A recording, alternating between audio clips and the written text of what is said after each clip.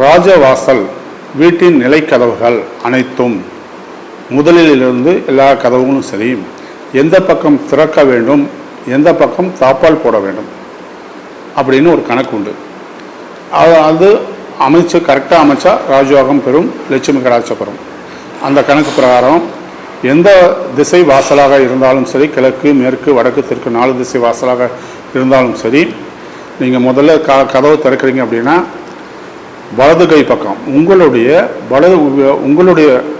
இப்போ வடக்கு பார்த்து உள்ள நுழையிறீங்க, கிழக்கு பார்த்து உள்ள நுழையிறீங்க, தெற்கு பார்த்து உள்ள நுழைங்க, மேற்கு பார்த்து உள்ள நுழைங்கன்னா வடபாகம் ஃபிட்டிங் இருக்க வேணும். ஸ்க்ரூ போட்டு டைட்டை ஏற்றி அந்த கதவை ஃபிட்டிங் பண்ணியிருப்பாங்க.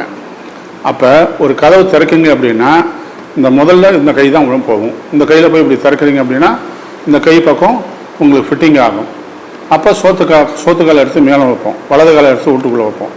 அப்போ வலது கையும் வலது காலையும் முதல்ல போகும். அப்போ சோத்து கை பக்கம்தான் நமக்கு ஃபிட்டிங் கிடைக்கும். லெஃப்ட் ஹேண்டு அப்படின்னு சொல்கிற பிச்சங்கை பக்கத்தில் உங்களுக்கு ஏர் தாப்பால் கொடுத்துருப்பான், சாவி கொடுத்துருப்பாங்க. அதை திறந்து சொத்துக்கை பக்கம் தான் உள்ளே போகணும். அந்த மாதிரி அமைச்சுக்கிட்டிங்கன்னா உங்கள் வாழ்க்கையில் மேன்மைக்கு வரலாம்.